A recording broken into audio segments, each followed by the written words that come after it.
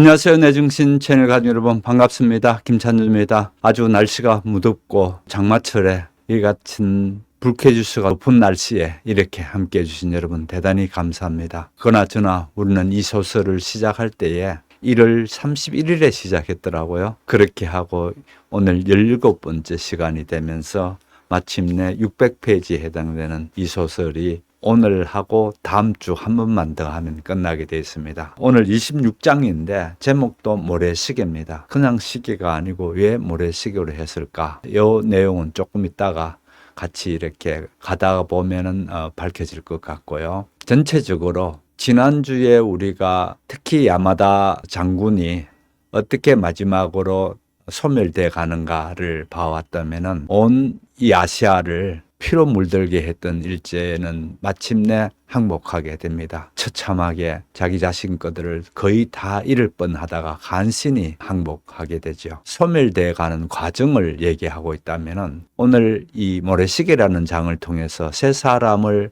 서로 견주어가면서 얘기합니다. 첫 번째 김한철은 또 꼬꾸라지는가 어떤가 이런 걸 볼 테고요. 그 다음에 오키가 나오죠. 오키는 또 어떻고 그 다음에 또 정호는 어떤가 이런 세 사람에 대한 얘기가 오늘 모래시계라는 주제로 되어진 것 전체입니다. 그래서 우리가 인생을 한번 되돌아보듯이 이 소설을 한번 되돌아볼 수 있는 그런 시간이 될 것 같고요. 좀 더 나아가서 이 소설의 주제가 아주 분명히 드러나는 장소입니다. 이 소설은 어떻게 한 사람의 마치 성장 소설인가? 오키라는 아이가 기생으로 돌아왔다가 커나가는 그런 얘기인가 보다 착각하기 쉬운데 사실은 오키를 중심으로 해서 연결된 우리 역사 또 연결된 우리 한반도 이런 것들을 여기에 어떤 야수성이 있었고 어떤 기계가 있었고 어떤 역사 속에 큰 발자국을 남기고 갔는가 이런 부분에서 참 많이 생각할 수 있는 그런 장이 될 것 같습니다. 우선 오늘 이 26장을 먼저 같이 한번 읽어보시고 제가 이어서 말씀드리겠습니다. 모래시계 1964년 김한철의 집에서는 새벽 6시에 가족 모두가 함께하는 아침 식사로 하루의 일과가 시작되었다. 그때마다 한철은 식탁의 가장 상석에 앉았고 그의 아내는 갓 지은 쌀밥, 된장국, 시금치 무침, 고사리 무침, 무말랭이, 고등어 조림, 달걀말이, 김치찌개 등을 개인 그릇과 찬기에 담아 정갈하게 차려내느라 바빴다. 한철의 두 딸도 은으로 된 숟가락과 젓가락, 보리차를 따른 물컵 따위를 나르며 식탁을 차리는 어머니를 도왔고 세 아들은 한철과 가까운 자리에 앉아 얌전히 침묵을 지키며 여자들이 상차림을 마치고 자리에 앉기를 기다렸다. 마침내 한철이 단호하면서도 인자한 말투로 자, 먹자 라고 말하기 전까지는 아무도 먼저 수저를 들지 않았다. 아침 식사가 끝나면 가정부가 식탁을 치웠고 그동안 아내는 한철의 코트와 서류 가방을 챙겨 가지고 나왔다. 한철은 아내를 여보라고만 불렀다. 다른 사람들에게 말할 때는 집사람 혹은 애들 엄마라 칭했고 아내의 이름인 서희는 거의 머릿속에 떠올리지 않았다. 그들이 결혼한 지도 어느새 23해째였다. 한철이 서희를 처음 만났을 때 윤기나는 검은 머리카락을 찰랑이던 그 16살 여학생의 모습과 지금의 아내가 같은 사람이라곤 상상할 수 없었다. 단정하게 꽉 조여 입은 앞치마 아래 숨겨진 아내의 가슴은 탄력을 잃어 아래로 처졌고 늘어난 뱃살은 팽팽한 치마 허리단에 꽉 끼어 금방이라도 터질 듯 불편한 모양새였다. 그 앳된 소녀 시절의 분위기를 유일하게 간직하고 있는 건 그의 가늘고 곧게 뻗은 종아리와 날씬한 발목뿐이었다. 아내도 그 사실을 알았기에 한겨울의 냉랭한 추위 속에서도 꿋꿋이 무릎 기장의 치마를 고집했다. 일찍 오세요. 한철이 구두 주걱을 사용해 있는 동안 아내가 말했다. 하지만 이는 의례적인 인사말일 뿐 정말로 한철이 평소보다 일찍 귀가해야 한다는 의미는 아니었다. 알았어, 여보. 한철도 어느 때와 다름없이 현관을 나서기 직전 아내를 짧게 포옹하면서 대꾸했다. 현관문에서 대문까지 이어지는 자갈길은 밤새 내린 서리에 10개 뒤덮여 있었다. 살짝 언 눈 위를 내디딜 때마다 발밑에서 연약한 눈꽃들이 와사삭 으개지는 소리가 났다. 그 소리가 한철이 까맣게 잊고 지내온 어떤 추억을 떠올리게 하는 듯 했지만 그게 정확히 무엇이었는지는 기억나지 않았다. 오전 6시 30분에도 날은 아직 꽤 어두웠다. 그는 조심스럽게 발걸음을 고르며 자신의 차가 주차된 곳까지 갔다. 차창 앞 유리에도 하얗게 성에가 끼어 있었다. 한철은 장갑 낀 손으로 성에를 털어낸 뒤 운전석에 올라탔다. 물론 한철 정도면 충분히 개인 운전기사를 고용할 형편이 되고도 남았다. 6.25 이후 그는 서울 전역을 재건하기 위한 건설 계약을 수없이 따냈고 곧 다른 도시들에서도 더 많은 계약이 이어졌다. 서울만이 아니라 나라 전체가 전쟁의 파괴를 딛고 다시 일어나야 했던 것이다. 그즈음 그의 장인이 세상을 떠나 그의 엄청난 재산이 모두 한철에게 상속되었다. 전쟁이 끝난 지 불과 10여 년 만에 한철은 남한에서 가장 부유한 사람 중 하나가 되었다. 그래도 그는 여전히 자기 손으로 직접 운전하기를 선호했다. 아주 오래전 인력거를 끌며 고생하던 청년 시절의 그가 그토록 경멸했던 나태한 남자들처럼 되고 싶지 않았기 때문이다. 인천으로 새로 닦은 길 주변에는 경작을 쉬고 있는 보리밭이 한없이 펼쳐져 있었다. 지금 그 연회색 물결 사이에 일직선으로 쭉 그어진 진회색 성 같은 아스팔트 도로 위를 날쌔게 달리는 차는 한철의 자동차뿐이었다. 그가 공장에 도착할 때까지도 딸은 여전히 서쪽 하늘에 파나처럼 찍혀 있었다. 비서실장이 입구에서부터 그를 반겼다. 헐렁한 항공 재킷에 능직 바지 차림의 비서실장은 어쩐지 텅 빈 밭에 걸려있는 허수아비 같은 인상을 풍겼다. 두 사람은 한철의 일정을 함께 검토했다. 오후 2시에는 잡지사 기자와의 인터뷰가 있었고 저녁에는 박 대통령의 신망이 두터운 측근 인사라는 어느 중장과의 만찬 회동이 잡혀 있었다. 식당 예약은 해놨지? 한철이 장갑을 벗어 주머니에 아무렇게나 쑤셔 넣으며 물었다. 공장 안에서는 이미 수십 명의 노동자가 조립 설비를 넘나들며 재빠르고 효율적으로 움직이고 있었다. 네, 9시에 명월관입니다. 비서실장이 예의 바르되 지나친 아첨의 기생은 느껴지지 않는 어조로 대답했다. 한철은 이 젊은 수행원의 그런 점이 마음에 들었다. 자기 부하 직원들이 회사에 걸맞은 품위를 유지하면서 동시에 비굴함 없이 신조를 지키는 모습을 보는 게 좋았다. 그래, 잘했군. 한철이 고개를 끄덕였다. 명월관은 6.25 이후 서양식으로 다시 지어졌다. 황금색 밀랍을 바른 종이장판이 뜨끈하게 끓어오르는 온돌 바닥에 정주하는 대신 손님들은 이제 크리스털 샹들리아 아래 화려한 조각이 돋보이는 이탈리아제 의자에 느긋한 자세로 앉게 되었다. 탐스러운 검은 머리를 따 올려 쪽을 찌고 풍만한 비단 치마를 둘러입어 형형색색의 꽃처럼 연회장을 밝히던 기생들도 사라졌다. 이제는 호스티스라 불리는 여자들이 자리에 나와 술 시중을 들었다. 몸에 딱 달라붙고 가슴이 깊게 팬 원피스를 입고 돌돌 말린 머리카락을 정수리 위로 높이 띄어 멋을 낸 여자들이었다. 크랭크 축은 어떻게 됐지? 월요일까지 배송된다고 하지 않았나? 한철이 공장 바닥을 성큼성큼 가로지르자 비서실장도 충실히 뒤를 따랐다. 어젯밤에 들어왔습니다.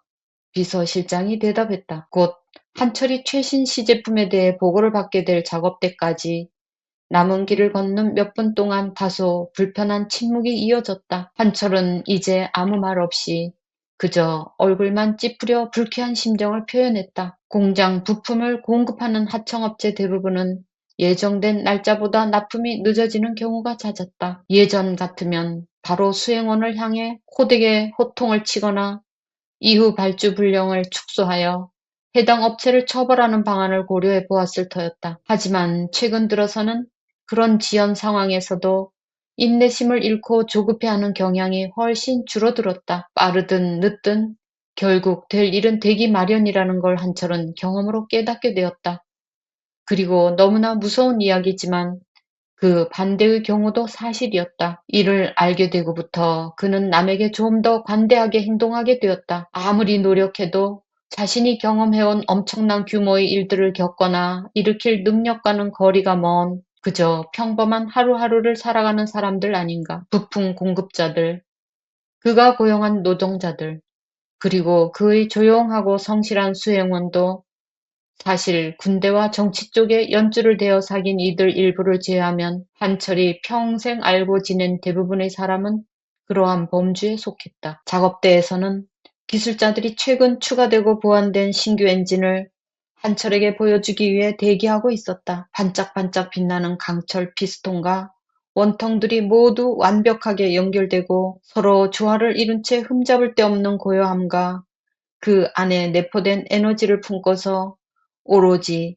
한철의 승인만을 기다리고 있는 상태였다. 그 만족스러운 결과를 찬찬히 살펴보며 한철은 마치 자신의 내면을 들여다보고 있는 것 같다는 인상을 뚜렷하게 받았다. 그 추운 12월의 밤이 지나는 동안 오키는 조음처럼 잠들지 못하다가 겨우 한두 시간쯤 눈을 붙였다. 하늘이 밝아지기 시작할 무렵 그는 두꺼운 스웨터로 몸을 감싸고 대청 마루를 서성이며 해가 뜨기를 기다렸다. 전날 오키의 학교 교무실에서는 최근 줄줄이 이어지는 정치범 체포 사건들을 두고 동료 교사들의 입방아가 한창이었다. 대체로 오키는 그런 대화에 참여하지 않는 편이었다. 다른 교사들은 영국, 프랑스, 미국 등지에서 피아노와 발레를 공부하고 온 상류층 여자들이 대부분이었다. 가끔 그들이 오키가 그 뜻을 이해하지 못하도록 대화 중에 의도적으로 외국어를 섞어 쓴다는 걸 그는 알고 있었다. 현직 국회의원들이 5명이나 공산주의와 간첩 혐의로 기소되었어요. 심지어 그중 한 사람은 대통령 각하를 암살할 목적으로 김일성이 직접 파견한 인물이라는 혐의도 받고 있더라고요. 피아노 교사가 신문을 반으로 접으며 눈썹을 치올렸다. 몇 년 전 실제로 북한 간첩들이 국경을 넘어와 청와대를 습격한 이후로 정치 경력이 상당히 오래된 정치인들까지도 이중첩자나 적국의 비밀 요원으로 정체가 밝혀졌다는 소식이 신문에 대서특필되곤 했다. 그렇지만 난 그게 과연 사실일지 의심이 들어요. 앞으로 얼마나 더 많은 사람을 잡아들여야 이처럼 누구든 막무가내로 몰아가는 수사가 중단될까요? 피아노 교사가 낮게 중얼거리며 말을 맺었다. 그런 말씀 하시면 안 되죠. 발레 교사가 어깨 너머로 걱정스럽게 오키를 곁눈질하며 속삭였다. 어쨌든 적어도 이번에 체포된 국회의원 중 한 사람은 일제시대의 공산당원으로 활동했던 게 확실하대요. 이 남정호라는 사람 말이에요. 뭐라고요? 오키가 구석진 곳에 있는 자기 자리에서 불쑥 큰 소리로 외쳐 물었다. 피아노 교사가 오키에게 신문을 건네주었다. 어머, 어떡해. 잘 아는 사람인가 봐요. 발레 교사가 팔짱을 낀 채 친절을 가장하며 물었다. 아니요, 잘은 몰라요. 오키는 신문을 힐끔 쳐다보고 곧장 책상에 내려놓았다. 그러나 몸에서는 모든 힘이 쭉 빠져나가 버렸고 남은 업무 시간 내내 일상적이고 아무렇지 않게 보이는데 그가 가진 의지력을 모두 소진해야 했다. 집에 도착하자마자 오키는 옷을 전부 벗어 던지고 바로 이불 속에 들어누웠다. 용산에서 함께 연하를 데려왔던 날 이후로는 정호에게서 아무런 연락을 받지 못한 터였다. 그때 오키가 진심으로 감사의 인사를 전하며 들어와 저녁 식사라도 하라고 청했으나 정호는 냉정한 태도로 이를 정중히 거절했었다. 그 뒤로는 단 한 번도 예전처럼 오키가 잘 지내는지 둘러보러 나타나지 않았던 정호였다. 그가 더는 오키와 어떤 식으로든 연결되고 싶어 하지 않는다는 건 분명했다. 그럼에도 그 오랜 세월 동안 정호는 오키의 가장 진실한 친구였다. 그는 오키의 목숨을 여러 번 구해주었고 오키를 위해 매번 자신이 가진 모든 수단을 써가며 많은 것을 감내했었다. 이제 오키가 정호를 구할 수 있는 방법은 단 하나뿐이었다. 아직 자신과 연락이 닿는 이들 중 가장 힘있고 영향력이 큰 사람에게 도움을 요청하는 것. 오키는 그 남자에게 가야 했다. 막 떠오른 햇빛에 얼어붙은 안뜰이 조금씩 데워질 즈음 그는 오래전 그 남자에게 했던 말을 되새겨 보고 있었다. 그 누구도 아닌 자신이 그가 장래에 큰 성공을 거두리라 믿었던 첫 번째 사람이라고. 오키는 그처럼 순진한 선의로 그의 행복을 진심으로 빌었던 스스로가 싫었다. 그리고 그때 자신의 말이 옳았음을 증명해주는 삶도 싫었다. 자, 우리가 일제강점기 때에 어떤 그 눈보라 속에서 이 주인공들은 그 추위를 견뎌냈고 마침내 6.25 전쟁도 온몸으로 통과해왔고 이러면서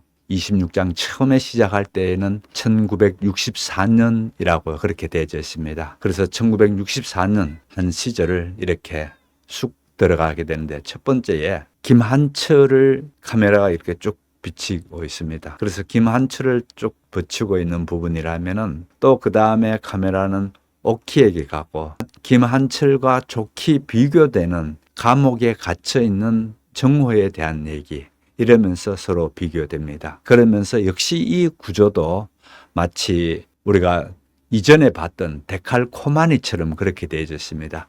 중간에 오키가 이렇게 있다면은 이 오키를 중심으로 해서 이렇게 펼쳐지게 되는 이렇게 되는 데칼코마니로 되어 있어요. 그래서 먼저 말씀드렸다시피 한철을 보게 되면은 한철은 성공한 사업가가 됐고 우리나라 최초의 자동차 제조 공장을 갖게 되는 그런 아주 성공한 사업가로 나옵니다. 그러면서 제일 먼저 카메라는 한철이 아침 식사를 하는 그런 자리를 보여주고 있습니다. 또 이같이 아름다운 가정을 이루고 있는 삼남 이녀의 가족들을 이루고 있는 그런 외관상으로는 단란한 모습을 보여준다면은 마찬가지로 우리나라에서 성공한 사업가로서의 그 어리으리한 그런 크리스털 산들리에가 있는 그런 요정에서의 만찬이라든지 그 다음에 또 공장에서 마구 돌아가고 있는 그런 기계 소리라든지 또 피스톤이라든지 이런 것들이 그는 모든 권력과 돈을 다 가진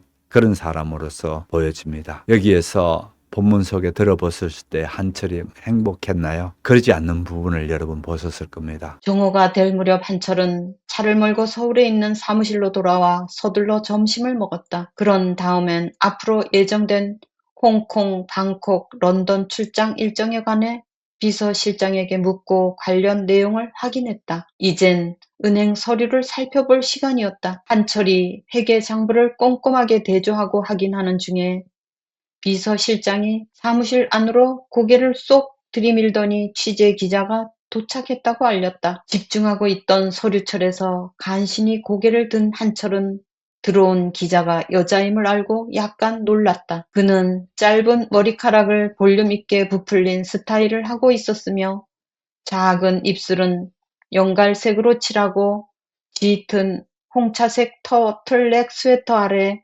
빨간 나팔 바지를 입은 멋스러운 차림이었다. 어서 오세요. 앉으시죠. 한철은 손님 접대용 소파로 기자를 안내한 뒤 유리 상판이 올라간 커피 테이블을 사이에 두고 자신의 전용 안락 의자에 자리를 잡았다. 육중하고 푹신한 쿠션 속으로 한철의 몸이 깊숙이 가라앉는 동안 기자는 소파에 앉아 자리를 꼰 채 무릎 위에 취재용 메모장을 펼쳐놓았다. 정말 김한철 회장님, 이렇게 직접 만나 뵙게 되어 영광입니다. 기자가 뾰족하게 솟은 콧대를 살짝 붉히며 입을 열었다. 대학 때 경제학 수업에서 김 회장님께서 설립하고 경영하신 회사들에 대해 배웠거든요. 이거 제가 완전 늙은이가 된 기분이네요.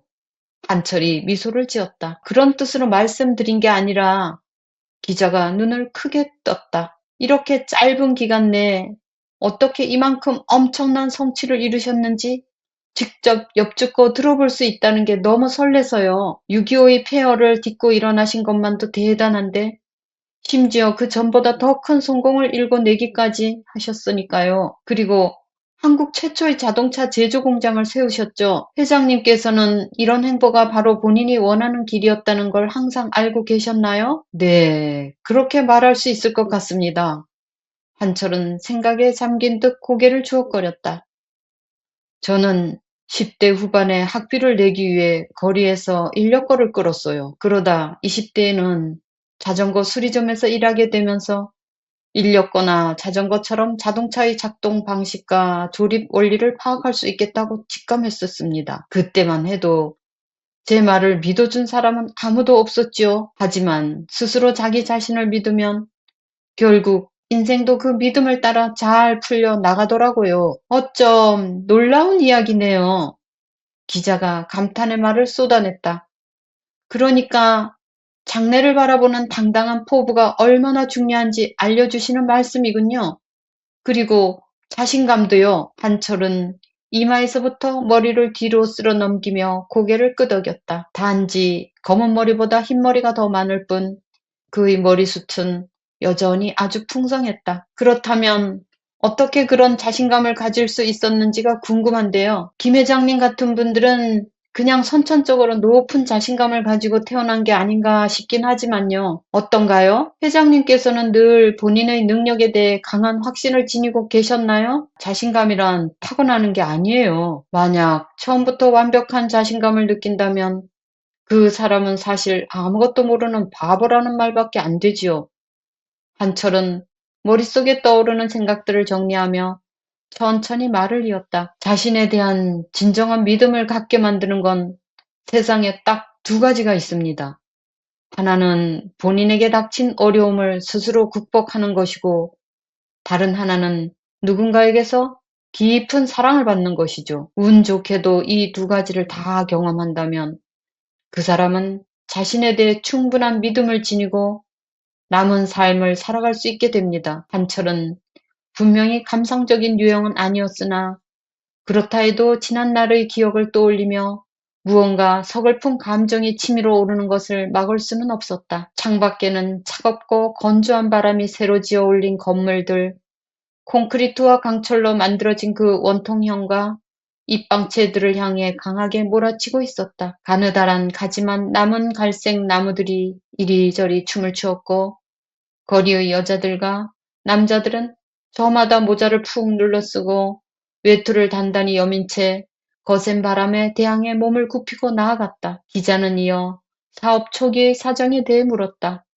식민지 시절에 어떻게 자신의 자동차 수리점을 차리게 되었는지, 결혼과 가족관계, 가정생활은 어떤지, 제2차 세계대전 발발 이후 어떻게 미군과 첫 계약을 체결했는지, 6.25 때 회사 전체가 어떻게 전소되고 말았는지, 모든 게 원점으로 돌아간 상태에서 어떤 불굴의 정신으로 재기할 수 있었는지, 그리고 젊은 시절의 꿈을 모두 이룬 지금 그의 계획은 어떤지. 내 계획은 아무것도 없죠. 내일 당신과 같이 저녁 식사를 하는 것 말고는. 한철이 말했다. 7시까지 신라 호텔로 나오시죠. 기자는 얼굴을 붉혔지만 한철의 사무실을 나서기 전에 기꺼이 자신의 전화번호를 남겨주었다. 하이웨이스트 바지에 꼭 맞게 들어찬 하트 모양의 탄탄한 엉덩이를 실룩대며 문을 나서는 그 여자의 육감적인 뒷모습을 한철은 한참이나 지켜보았다. 문이 완전히 닫히자 그는 한 차례 자위라도 하고 싶은 유혹을 느꼈다. 그러나 그는 한숨을 내쉬고 곧 송도에 새 공장을 짓기 위한 대출 계약서를 검토하기 시작했다. 문을 두드리는 소리가 나더니 비서실장이 고개를 내밀었다. 죄송합니다, 회장님. 여기 어떤 나이 드신 여자분이 약속도 없이 무작정 회장님을 뵙겠다고 왔는데요. 제가 그냥 돌려보내려 했지만 회장님과 오래전부터 아는 사이라고 하십니다. 한철은 서류철에서 시선을 들었다. 이따금씩 한철의 명성을 듣고 찾아오는 먼 친척들이나 식객들을 상대해주는 것도 한두 번이지. 이제는 그만큼 한가한 시간이 정말 없었다. 보나마나 이번에도 의탁할 곳 없이 어려운 형편에 있다는 어느 친척 아주머니겠지. 용돈이나 약간 쥐어줘서 얼른 보내야 할 터였다. 들여보내. 한철이 한숨을 쉬며 말했다. 잠시 후 문이 다시 열렸을 때 한철의 심장이 크게 요동치기 시작했다. 그만큼 오랜 시간이 지났어도 그 익숙한 모습을 그는 한눈에 알아볼 수 있었다. 뒤로 당겨서 쪽을 지어 올린 머리카락은 연한 물빛이 감도는 회색으로 새었고 좁은 이마에는 깊은 주름이 파여 있었다. 한때 그토록 탐스럽게 무르익은 과일처럼 도톰했던 그의 입술도 이제 얇고 쪼글쪼글했다. 그러나 그의 눈, 그 눈만큼은 여전히 특유의 밝고 영롱한 빛을 발했고 유난히 꼿꼿한 자세를 유지한 몸의 윤곽 역시 한철이 기억하는 그대로 우아했다. 한철은 제대로 숨을 쉬기가 힘들었다. 오키! 낮은 목소리로 그는 여인의 이름을 불렀다. 달리 어찌할 바를 몰라 한철은 오키를 향해 허둥지둥 걸어가 그의 두 손을 꼭 부여잡았다. 오키 쪽에서도 한철의 달라진 모습을 천천히 살피고 있는 듯했다. 탄탄하던 두 팔과 어깨와 가슴은 살짝 굽었고 북부에는 둥그렇고 부드러운 살집이 약간 붙었다. 2~3cm 뒤로 물러난 머리선에 맑았던 피부는 나이 먹은 남자들이 대개 그렇듯 진흙 같은 구릿빛을 띠었다. 하지만 오키가 가장 좋아했던 그 미소는 그대로 남아있었다. 이렇게 갑자기 찾아와서 미안해. 오키의 목소리가 살짝 떨렸다. 도대체 어떻게 날 찾았어? 전화번호 보고. 오키는 부끄러운 듯 한철의 손을 놓고 고개를 아래로 떨구었다. 아니, 그런 뜻 아냐. 이렇게 찾아와 준 게 나는 정말 반가워서 어서 앉아봐. 한철은 이렇게 말하고 비서실장에게 얼른 커피를 타오라고 시켰다. 뜨거운 커피 2잔과 크림 롤케이크 한 접시를 든 수행원이 다시 나타날 때까지 두 사람은 최근 날씨와 올겨울의 혹독한 추위에 대해 조용조용 대화를 나누었다. 그래, 그동안 어떻게 뭐하고 지냈어? 한철이 물었다. 나 나름대로 잘 지냈어. 해방 이후로는 쭉 고려예술학교에서 애들 가르치고 있고 그럭저럭 괜찮아. 전통무용을 전공하는 학생들이 매년 점점 줄어들긴 하지만 그래도 직업이 있다는 게 감사하지. 그러면 결혼은 어떻게? 가정은 꾸렸고 오키는 당혹감을 느끼며 고개를 저었다. 이는 그가 예상하지 못했던 굴욕이었고 특히 더 아프게 느껴지는 부분이었다. 아무와도 결혼한 적 없다는 건 별로 신경 쓰이지 않는데 그래도 아이는 한둘 있었으면 좋았을 걸 싶어. 오키는 단순하고 솔직하게 말했다. 한철은 그런 오키가 안쓰럽고 마음이 아팠지만 이 상황에서는 자신이 어떤 말도 불쾌하게만 들릴 것 같아 그저 "그렇겠군." 이라 대답할 수밖에 없었다. 한철 씨는 신문과 잡지에 실리는 한철 씨 얘기 늘 읽었어. 텔레비전에도 나왔던데?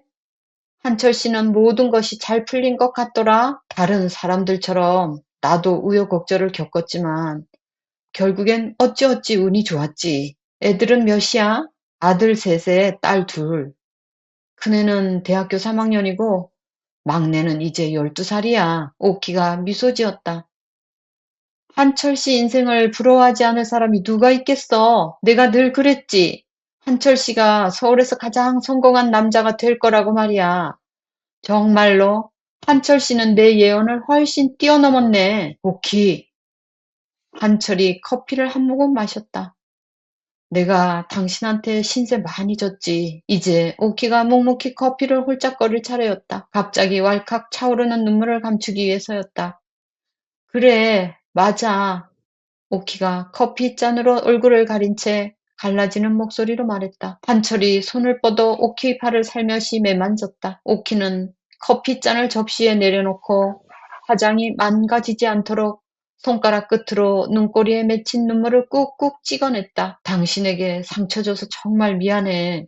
한철이 말했다. 자기가 마지막으로 우리 집에 왔던 날 밤에 오키의 목소리가 거칠게 떨려 나왔다. 바로 그날 단이 이모가 돌아가셨어. 난 죄책감으로 괴로워서 죽는 줄 알았지만 그땐 전쟁 시절이었으니까 아마도 그냥 굶어 죽어가고 있었던 거겠지. 어떻게 그 고비를 버티고 살아남았는지 모르겠네. 한철은 오키의 팔에서 천천히 팔을 떼고 말없이 자신의 무릎을 내려다보았다. 정말로 내가 많이 잘못했어.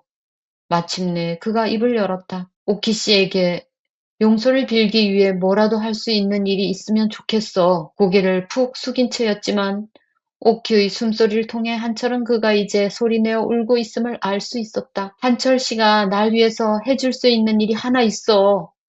격렬하게 숨을 삼키며 오키가 간신히 말했다. 할게. 그게 뭐든지. 남정호 씨라고 혹시 기억나? 우리 어렸을 때 여러모로 나를 도와줬던 사람이야. 내가 뭐든 필요할 때면 항상 내 곁에 있어줬지. 한철도 그 남자를 기억했다. 키가 작고 말랐지만 강단이 있고 약간 거칠고 무례한 구석이 있던 사람. 한 번은 전쟁 중에 정호가 자신의 위신과 주도권을 과시하기 위해 사람들 앞에서 한철에게 망신을 주어가며 일부러 공짜 음식을 주었던 일도 있었다. 하지만 한철은 정호를 미워하거나 경멸하지 않았다. 사실상 정호라는 사람에게 애초에 깊은 관심을 가졌던 적이 없었다. 단위 이모가 돌아가시기 전 아무것도 먹을 것이라곤 구경도 못할 만큼 혹독했던 그 시절에 정호는 종종 금보다 귀한 쌀자루를 들고 우리 집에 들르곤 했어. 오키가 말을 이었다. 그리고 나중엔 실종된 연하를 찾아 데려올 수 있도록 날 돕기도 했지. 그 친구가 지금 체포되어 있어. 무슨 혐의로? 한철이 물었지만 대답도 듣기 전에 사정을 짐작할 수 있었다. 간첩, 공산주의 활동, 오래전에 공산당원이었던 적은 있으나 나는 그 사람이 정말 북쪽에 소속된 간첩이라고는 생각 안 해. 그리고 이게 그가 실제로 뭘 믿거나 어떤 행동을 하는지와는 상관없는 일이라는 거 한철 씨도 알겠지? 그냥 정치판에서 반대파를 제거하기 위한 핑계일 뿐이잖아? 나는 정호가 결백하다는 걸 알아. 그렇게 선하고 정직한 남자는 본 적이 없어. 한철 씨는 정계에 연줄이 많잖아. 그 사람은 죄가 없다고 딱 한마디만 말을 보태줄 수 없을까? 지금 오키가 부탁하는 거 사실 몹시 어려운 일이야. 설령 내가 그 사람을 대변해서 말한데도 그게 효과가 있으리란 보장도 없고 박 대통령한테는 그 나름의 투철한 방식이 있어서 그건 오키 씨도 이해하지? 쉽지 않으리라는 거 알아. 내가 부탁하는 건 그저 시도라도 해봐 달라는 거야. 알겠어. 말 한번 넣어보기로 내 약속하지. 오키가 가보려고 일어나자 한철도 함께 의자에서 몸을 일으켰다. 떠나지 마. 내 곁에 있어줘. 한철은 이렇게 말하고 싶었다. 그 말이 목구멍에 걸린 채 뭉쳐서 그의 목을 꽉 메웠다. 우리가 다시 만날 수 있다면 좋겠어. 대신 한철은 간신히 이렇게 말을 꺼냈다. 언젠가 그런 말을 한 적이 있었지. 다른 누구에게서도 당신에게 느꼈던 것과 같은 감정은 느끼지 못할 거라고. 지나보니 그 말이 맞았어. 아, 한철 씨. 나도. 오키가 손을 뻗어 마지막으로 한철의 손을 꼭 쥐었다. 뜨거운 눈물 한 방울이 한철의 손목 위로 떨어져 촉촉한 무늬를 만들었다. 나도 그래. 천번도 더 그래. 수감 생활을 하며 정원은 유난히도 생생한 꿈들을 꾸고 있었다. 한 꿈에서는 그가 산속을 걷고 있는데 웬 호랑이 한 마리가 그에게 다가와 무릎을 꿇었다. 정호가 순순히 등에 올라타자 호랑이는 날쌔고 큰 동작으로 높고 푸른 산봉우리들을 훌쩍훌쩍 뛰어넘었다. 날개라도 돋친 양 정호와 호랑이는 흰 구름에 휩싸여 하늘을 내달렸다. 그리고 또 다른 꿈에서 정원은 아름답고 선선한 사막을 건너가고 있었다. 끝없이 펼쳐진 물에는 밀가루처럼 고왔고 불타는 노을 같은 분홍빛이었으며 올려다본 하늘은 맑은 옥빛을 닮은 청록색이었다. 거기서 그는 목을 축일 만한 우물 같은 것을 열심히 찾고 있었다. 그러다가 꿈속에서 의뢰 그러듯 그가 찾는 대상이 바뀌었는데 그건 바로 오키였다. 곧 아무 예고도 없이 하늘에서 비처럼 모래가 쏟아져 내리기 시작했다. 모래를 맞는 게 고통스럽지 않았고 눈이나 코에 모래알이 들어가지도 않았지만 그래도 달리는 속도를 높이지 않았으면 이 사막에 영영 묻히게 되리라는 걸 그는 깨달았다. 그러나 거대한 모래폭풍 속에서 아무리 힘껏 뜀박질을 해도 그의 몸은 무중력 상태에 갇힌 듯 전혀 앞으로 나아가지 않았다. 다음 순간 그는 땀에 흠뻑 젖은 채 잠에서 깨어났다. 그 꿈을 꾸고 난 아침에 정호는 일어나서 감방문 밑으로 들어온 멀건죽 한 그릇을 먹었다. 구치소 독방에 갇히면서 개인 소지가 허용된 한두 가지 물품 중에는 공책 하나와 연필 한 자루가 있었다. 그래서 그는 혼자 쓰기 연습을 시작했다. 지역구 국회의원으로 당선되기까지 한 그였지만 정호는 여전히 글쓰기에 애를 먹었다. 스승인 명보는 언젠가 투옥되어 있을 때 아이들에게 옥중 편지를 쓴 적이 있다고 했다. 지금 정호에겐 두 아들이 있었고 자신도 명보처럼 이런 상황에서 어린 아들들에게 한마디씩 남길 수 있다면 좋겠다는 생각이 들었다. 그는 연필을 잡은 손에 힘을 주어 글씨를 써 나가기 시작했다. 한참이나 시간을 들여 종이 한 장을 빼곡하게 채웠지만 서툴고 삐뚤빼뚤한 글씨로 반복해서 적힌 글자들은 아직 남정호 자신의 이름 석자뿐이었다. 마침 그때 복도를 따라 열쇠 꾸러미를 짤랑거리며 다가오는 교도관의 발소리가 들리더니 이내 감방 문구멍을 가려둔 철판이 삐걱대며 열렸다. 면회다. 교도관이 말했다. 여보? 종호는 중얼거렸다. 구치소에 들어온 이후 종호의 아내는 지금껏 단 한 번도 그를 불러본 적이 없었지만 아이들을 돌보느라 바빠서 짬이 나지 않으려니 생각하던 터였다. 뒤로 돌아서 양손 붙여! 종호가 몸을 돌려 등 뒤로 손을 나란히 모으자마자 손목에 채워지는 선뜩한 쇠고랑의 감촉이 느껴졌다. 그렇게 포박된 채 그는 복도를 지나 어느 빈 방으로 인도받았고 그 안으로 들어가자 간수는 종호의 수갑을 잠시 풀어주었다. 방 한가운데 나무 탁자 하나와 의자 2개가 놓여 있었다. 종호는 앉아서 탁자 위에 팔꿈치를 접고 엎드려 고개를 묻었다. 그는 누적된 피로로 지쳐 있었고 한 줌 자존심이나마 지키기 위해 고개를 빳빳하게 쳐들고 있을 만큼 혈기 넘치는 젊은이도 더는 아니었다. 종호야! 누군가 그를 불렀다. 그는 믿을 수 없다는 얼굴로 고개를 들었다. 힘없이 풀려있던 종호의 두 눈이 차츰 초점을 맞추어 옥희의 모습을 온전히 담았다. 바로 어제 본 얼굴처럼 친숙하면서도 동시에 처음 보는 사람처럼 낯설고 비현실적인 느낌이 들었다. 정호는 머릿속이 어지러워 아직도 정신을 제대로 차리지 못한 상태에서 간신히 입을 열었다. 정말 너 맞아? 오키는 고개를 끄덕이고 종호의 맞은편에 앉아 그의 손을 잡았다. 좀 어때? 그동안 정말 보고 싶었어. 이렇게 보니까 정말 반갑다. 종호의 목소리가 떨려 나왔다. 하고 싶은 말이 너무도 많았지만 정작 눈앞에 오키를 두자 머릿속이 백지가 된 것 같았다. 지금 그가 할 수 있는 건 그저 오키의 손을 꼭 쥐는 것뿐이었다. 나도 널 보니까 참 좋다. 내가 상해로 떠나기 전 내가 했던 말들 줄곧 후회했어. 나를 용서해줘. 오키가 그의 눈을 바라보며 말했다. 오키는 언제나 이런 식이었다. 순수하고 솔직하고 착하고. 정호는 정에 사로잡혀서 그들의 지난 날을 회상했다. 아니, 그건 내 탓이야. 그때 널 그렇게 압박하며 부담을 주면 안 됐어. 정호는 지금껏 마음에 묻어뒀던 말들을 오키 앞에서 숨김없이 털어놓고 싶었다. 어차피 그에게 남은 시간이 별로 없었다. 있잖아. 정호, 너는 내 인생에서 가장 진실한 친구이자 최고로 훌륭한 사람이야. 오키는 슬픔을 보이는 대신 기운을 북돋워주는 어조로 명랑하게 말하려 애썼다. 널 위해서 윗선에 한마디 넣어달라고 한철 씨에게 부탁하러 다녀왔어. 그 사람은 현 정권이랑 군부 쪽에 엄청나게 연출이 많거든.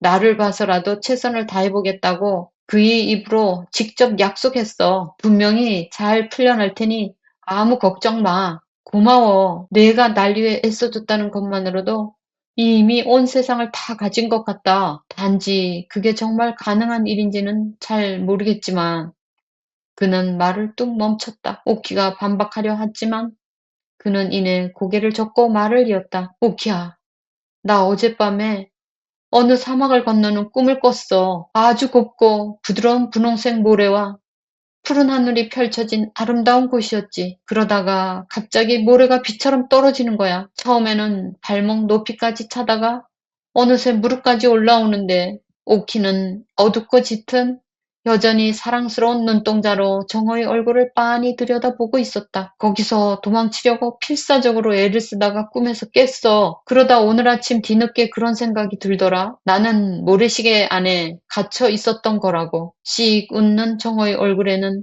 주름이 가득 잡히고 회색 수염으로 희끗희끗한 두 뺨은 축 늘어졌다. 정호야. 오키가 안타깝게 입을 열었지만 그는 고개를 내저었다. 확률상 나는 오래전에 이미 죽었어야 했을 사람이야. 그래서 앞으로 다가올 그 어떤 일도 두렵지 않아. 다만 단 한 가지 아쉬운 게 있다면 인생을 살아오면서 어떤 일들은 조금 다르게 했다면 좋았을 걸 싶어. 삶의 끝이 가까워지니 이제야 모든 것들이 선명하게 보인다. 정호는 자신의 두 손으로 오키의 작은 손을 감쌌다. 그게 대체 무슨 말이야? 우리 아버지와 호랑이 이야기해 준 적 없지? 오키는 고개를 가로저었다. 아버지가 돌아가시기 전에 내게 해주셨던 아주 놀라운 이야기인데 어렸을 땐 그걸 어떻게 받아들여야 할지 몰랐지만 한참 지나고 나서 아버지의 말이 진실이었다는 걸 확인해준 누군가를 만나게 됐어. 그러니까 50년 전쯤 내 고향 평안도에서 있었던 일이야. 한겨울이었고 우리 남매들이 배를 채울 거라곤 하나도 없어서 아버지는 활과 화살만 들고 산속으로 사냥을 나가셨지. 토끼나 사슴 같은 걸 잡아올 생각이셨지만 산에서 표범 발자국처럼 보이는 걸 발견했고 그래서 더 부푼 기대 속에 그걸 추적하기 시작했어. 짐승의 발자국을 따라 가장 깊은 산속까지 들어가다 보니 결국 깎아지른 듯한 절벽 끝까지 가셨지 뭐야.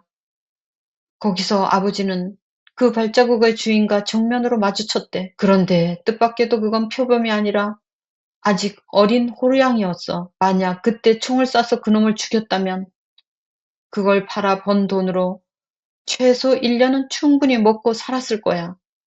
하지만 왜인지 아버지는 그냥 돌아서서 빈손으로 산에서 내려가기로 했어. 때마침 눈이 내리기 시작한 데다 아버지는 이미 굶어 죽을 지경이었지. 마침내 기운이 다 빠져 땅에 쓰러지면서 이대로 다시는 일어나지 못하겠구나 생각하신 거야. 그렇게 산에서 동사하기 직전에 어떤 일본군 장교가 아버지를 발견해서 되살려 주었다고 해.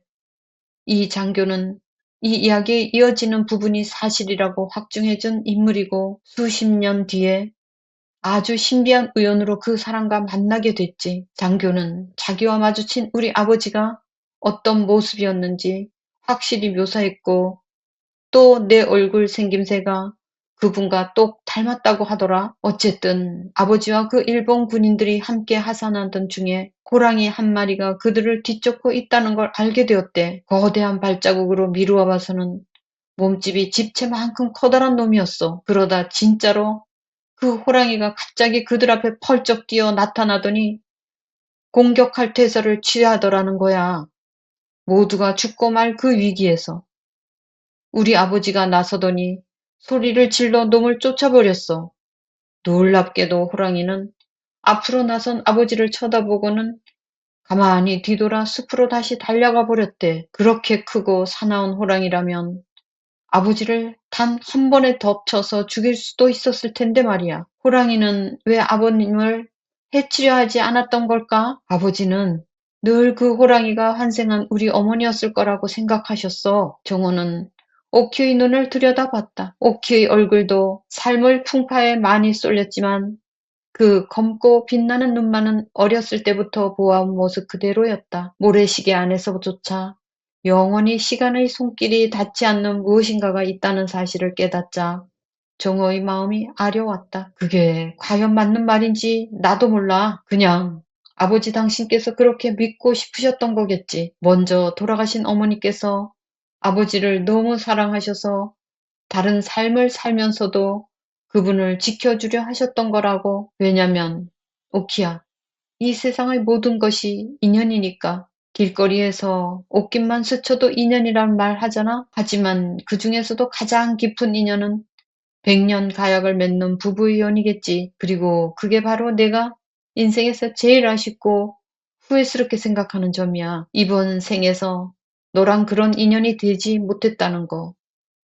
정호는 서글픈 미소를 지었다. 혹시나 오키가 자신을 싫어하게 될까봐 평생 마음에 묻어두었던 말이었다. 그러나 이는 두 사람 모두 이미 아는 사실이었고 또한 떨어져 있는 동안 경험한 모든 것을 돌이켜볼 때 정호의 일생에서 가장 진실하게 선언할 수 있는 이 고백을 그는 더 이상 두려워하지 않았다. 미안해. 나도 지금 와서야 후회가 돼. 정말 우리가 그렇게 되었다면 좋았을 텐데.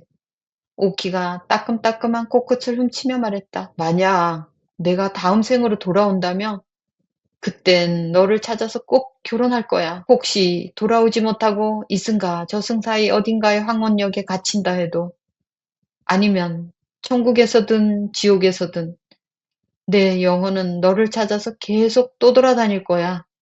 정호가 조용히 웃음을 터뜨렸다. 내가 다시 내게 청혼하면 그땐 꼭 받아들일게. 약속해. 투명한 눈물이 오키의 뺨을 타고 시냇물처럼 흘러내렸다. 잠깐만 기다려봐.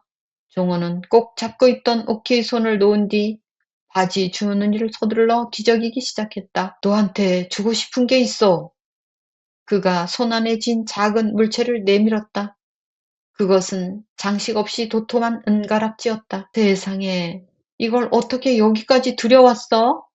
오키가 목소리를 낮춰 속삭였다. 허리춤 안에 숨겨놨었지. 신기하네. 평양에 있을 때 나를 돌봐주셨던 양어머니께서 갖고 계시던 반지랑 진짜 똑같이 생겼다. 그 이후로는 이런 반지를 본 적이 없는데 어디서 난 거니? 아버지께서 돌아가시기 전에 주신 거야. 아마 어머니 것이었겠지. 아버지는 어머니를 무척이나 사랑하셨으니까. 자, 손 이리 줘봐. 종호는 한때 가늘었으나 이제는 옹이가 져 울퉁불퉁해진 오키의 손가락에 반지를 끼워 주었다. 정말 예쁘다. 고마워. 오키가 흐느낌을 삼키며 웃었다. 있지, 종호야. 이게 살면서 내가 받아본 유일한 반지다. 나는 늘 이런 반지가 갖고 싶었어. 훨씬 더 일찍 줄 수 있었다면 좋았을 텐데. 오키야, 시간을 되돌릴 수만 있다면 내가 이 세상의 모든 보석을 다 너한테 갖다 줄 텐데. 자신의 눈물이 오키의 마음의 짐으로 남을까 봐 울지 않으려고 눈을 부릅뜬 채 붉게 달아오른 오키의 귀 뒤쪽을 응시하며 정호는 말했다. 분명히 외관상으로는 찬란할지 모르지만은 한철의 내면은 그러지 못하다라는 부분을 보시게 될 텐데요. 우선 첫 번째 한철이 아내를 부르는 라는 이름은 없어지고 이제 집사람이라고 그렇게만 됩니다. 아내의 이름조차도 떠올리지 않고 낡은 물건 취급하듯이 하는 그런 아내, 아이를 볼살펴주는 정도의 보모 정도로만 된다면은 거기에 비해서 인터뷰를 하러 온 젊은 막 대학을 졸업하고 그 여자 기자와의 인터뷰를 하게 되면서 흔들리는 한철을 보죠. 참 그런 면에서는 그의 내면은 자신이 이 공장의 사장이고 이 공장의 전체를 일궈온 마치 자신이 자기 자신은 쇳덩이처럼 차갑게 식어가고 있다는 그런 것들을 우리가 뚜렷이 볼 수 있는 부분을 봅니다. 비록 사장실에 앉아있지만 그의 영혼은 지난날의 오키를 매몰차게 차버렸던 죄책감이라는 평생 감옥에 갇혀있는 그런 한철을 보게 됩니다. 그러던 한철이 한 번은 비서실장이 바깥에 어떤 나이 드신 여자분이 꼭 뵙겠다고 합니다. 오랫동안 사장님을 아는 사이라고 했습니다. 그렇게 해서 들여보내라고 했습니다. 한철의 생각은 한철이 좀 소문에 돈을 벌였다 그러니까 먼 친척들 가운데서 어려운 사람들이 찾아와서 도움을 청하는 그런 일로 또 어떤 여자분이 찾아왔나라고 생각했는데 문을 열고 들어오는 오키를 보고 깜짝 놀랍니다. 비록 여러 가지가 과거와는 다를지 모르지만은 이미 그의 몸매라든지 그 특히 눈매, 눈빛이 과거에 여전히 그런 오키를 보게 되면서 깜짝 놀랍니다. 그래서 어쩐 일이냐 이렇게 얘기가 되고 서로 어떻게 지냈냐 이런 얘기를 합니다. 그러면서 오키가 어려운 부탁을 하러 왔다 그 얘기합니다. 그러면서 오키가 하는 어려운 부탁에는 그래 뭐든지 들어줄 테니까 얘기해봐라. 그러니까 남정호가 간첩으로 몰려서 사형수가 됐다.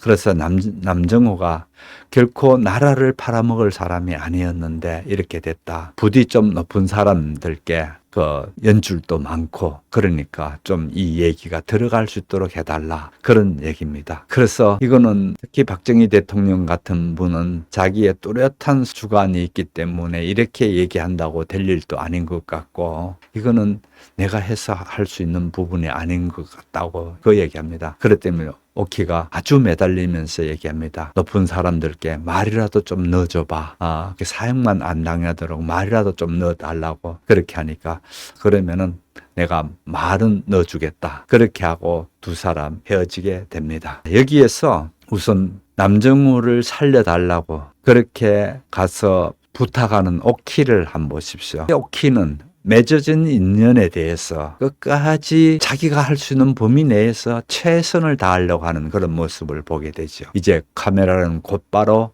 남정호가 갇혀 있는 서대문 형무소에 독방으로 쑥 갑니다. 그래서 평생 남을 위해서 이타적으로 살아온 남정호였고, 특히 민족의 장래라든지 우리 민족을 위해서 자기 목숨까지도 다 바치겠다고 나섰던 그 남정호는 수갑을 찬 상태에 앉아 있고, 또 며칠 뒤면 이제 형장의 이슬로 사라질 그런 운명으로 되어져 있습니다. 근데 참 경이로운 것은 여기에 감방에 갇혀 있는 남정호의 영혼입니다. 그 남정호의 영혼은 꿈속에서 커다란 호랑이를 타고 산봉우리를 넘나들고 넓은 사막을 자유롭게 달리고 있는 부분을 봅니다. 결국 그는 죽음 앞에서도 세상을 원망하지 않고 죽음조차도 그대로 받아들이는 그런 기계를 보여주고 있다면, 몽땅 연필과 공책 하나 있는 거기에 아들에게 남길 마지막 편지를 꾹꾹 눌러서는 그런 부분을 봅니다. 눈물을 삼키며 찾아온 오키와의 면회하는 장면이 나옵니다. 그래서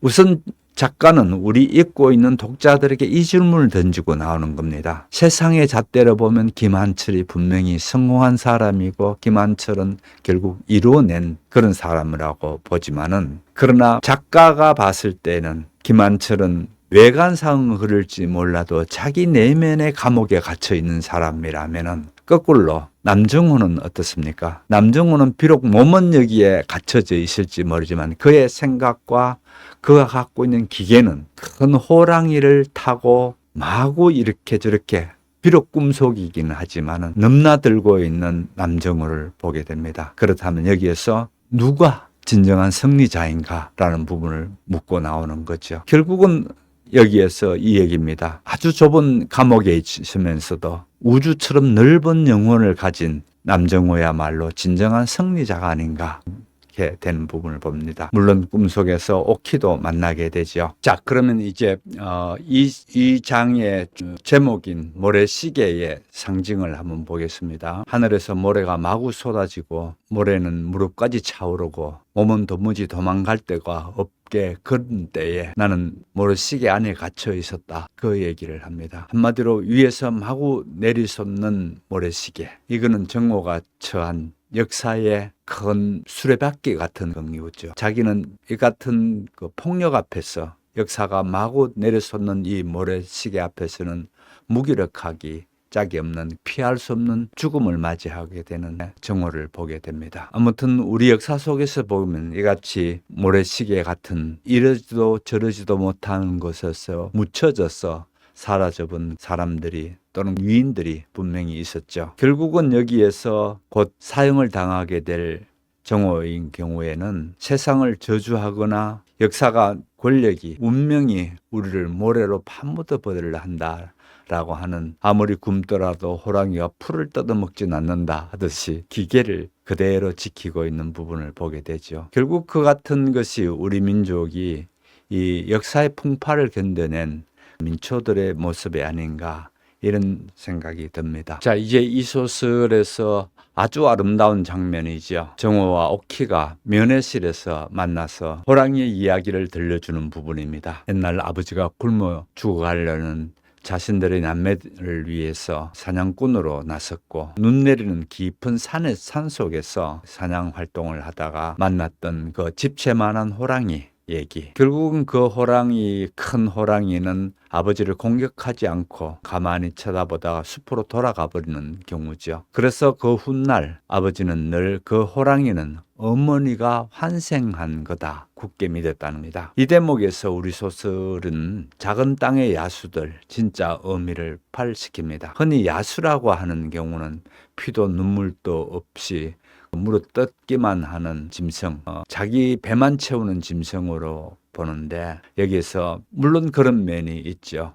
고문하는 독재자들이야말로 야수 같은 인간들이었죠. 하지만 이 소설에서 나오는 특히 이 작가가 말하는 이 한반도에서 살아가는 작은 땅의 야수들은 경우가 아니라는 겁니다. 비록 축생의 무서운 굴레를 뒤집어 서고서라도 이 땅과 저승의 경계를 넘나들면서 기필코 내 사랑하는 사람을 지켜내고야 말겠다는 저 지독한 그 가족 사랑의 정신, 나의 모든 것을 내어주더라도 너는 살리고 싶다는 맹렬한 이 소설의 전체에 우리 한민족이 갖고 있는 중요한 정신이 아닌가, 가장 거룩하고 위대한 야수성이 아닌가 얘기하고 있어요. 정우는 이야기를 끝내면서 이런 얘기를 진심 어린 고백을 하죠. 내 인생의 유일한 후회는 이번 생에 너와 부부연을 맺지 못한 거다. 만일 내가 다음 생으로 돌아온다면 이 생과 저 생 사이 어딘가에 갇힌다 해도 내 영혼은 널 찾아 계속 떠돌아 다닐 거야. 참 안타까운 얘기죠. 이 세상에 이보다 더 처절하고 숭고한 청혼이랄까, 사랑 고백이 있나요? 결국 국가는 정오라는 육신을 사형시킬 수 있을 줄은 몰라도 그 두 사람이 갖고 있는 인연이라고 끈을 맺혀져 있는 끈은 권력도 피할 수 없는 강한 것으로 연결되어 있다라는 겁니다. 결국은 인연은 모든 것을 뛰어넘으면서 길고 탄탄하게 연결되더라 부분이 이 소설의 주제입니다. 그러고 난 뒤에 눈물을 쏟고 있는 오키에게 정우는 자기 춤 사이에 몰래 숨겨왔던 어머니의 유품을 꺼내서 장식 없이 투박한 은가락지입니다. 오키의 손에 끼워줘. 어떻습니까? 시작과 끝이 둥글게 이어진 은가락지, 원과 같은 무한히 순환하는 영원한 사랑과 시간의 순환을 거기에 상징한다고 보면 어떨까요? 너무 무리한 해석인가요? 더 뭉클한 것은 이 반지가 오키를 거두어줬던 기생단이 이모로 반지와 똑같이 생겼다. 그 얘기를 합니다. 피 한 방울 안 섞인 관계였지만은 저 은가락지를 통해서 기생단위와의 그 연결을 얘기를 하고 있고요. 한편으로는 세상에서 가장 돈 많은 한철 오키에게 상처를 주고 그 준 상처를 치유할 수는 없었지만은 남정호라는 이 어린 시대 때부터의 친구는 투박한 은가락지 하나로서 오키의 기구한 삶을 위로해주고 끌어안아주는 행위가 아닌가 이런 생각이 듭니다. 그러면 이제 이 소설의 전체적인 상징과 이 소설의 구성을 다시 한번 살피면서 마치도록 하겠습니다. 참 우리가 길고 긴 시간 왔습니다. 다음 주 한 번만 더 하면 이 소설을 끝나고요. 말씀드린 것처럼 영미 문학의 3대 비극 중 하나인 이 폭풍의 언덕을 하게 될. 여러분 아직 이 책 구입하지 못하신 분은요, 김정아 옹김 문학동네 한 책을 샀어야 돼요. 왠가하면은 이 폭풍의 언덕이 여러 번역서가 있습니다.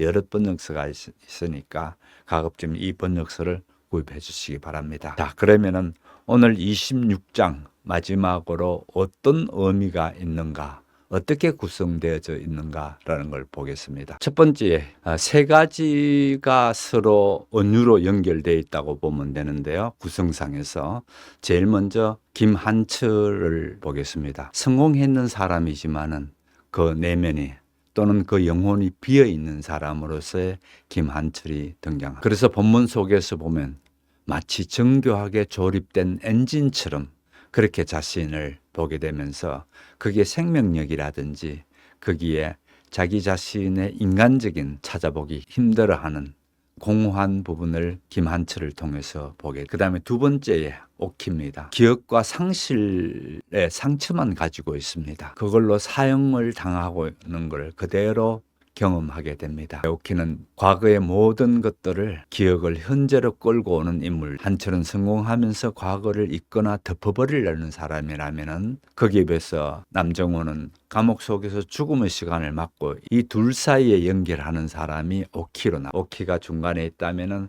한쪽은 물질로서 성공한 김한철이, 또 이쪽 편에는 물질로서는 또 성공을 못했을 뿐더러 자신이 스스로 이 땅에서의 생을 다하지 못하고 나라를 위해서 민족을 위해서 했지만 결국은 자신은 정치범으로 몰려서 사형당하고 있는 남정호를 보게 됩니다. 이렇게 해서 오키를 중심으로 해서 한 사람은 현재 물질적인 성공을 이룬 사람이라면 그러면 남정모는 철저히 실패한 사람인가? 그러지 않다는 겁니다. 오히려 남정모를 통해서 잊혀진 사람들, 버려진 약속, 그리고 갚지 못한 빚을 되돌려 받는 기억의 통로가 되고 있는 겁니다. 그래서 오키는 이쪽 저쪽의 상처를, 한쪽은 내면적 상처라면은 남정모가 갖게 되는 역사로부터 상처까지도 오키는 그대로 다 물러받으면서 다음 세대 이후로 기억을 전수해야 될 사람으로서의 오키가 구성되어 있는 걸 보게 됩니다.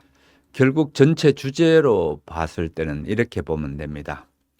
첫 번째, 개인의 인생은 거대한 역사 속에서 흔들립니다. 그렇지 않습니까? 역사 앞에서, 역사라는 큰 수레바퀴 안에서는 참 미미한 보잘것없는 게 개인의 인생일 수도 있습니다. 그러나 이 세 사람은 같은 시대를 산 사람이지만 역사는 그들을 각각 다르게 만들었습니다. 한 사람은 기업가가 되고, 한 사람은 예술학교 교사가 되고, 또 한 사람은 감옥에 갇힌 자가 됩니다. 결국 이 땅의 야수들은 곧 작은 한반도 위에서 개인의 운명과 역사라는 짐승에게 물어뜯기는 그런 구조를 보여줘. 그 다음에 두 번째로는 성공은 구원이 아닙니다. 한철은 겉으로 봤을 때 완전히 성공한 사람, 부도 또 권력도 명성도 다 갖춘 그런 사람, 그런 한철이 오키를 만나는 순간에 거기에 흔들리는 걸 보게 됩니다. 스스로 어려움을 극복하는 것에서는 한철은 성공했을지 모르겠지, 누군가의 깊은 빛과 사랑을 받는 것에서는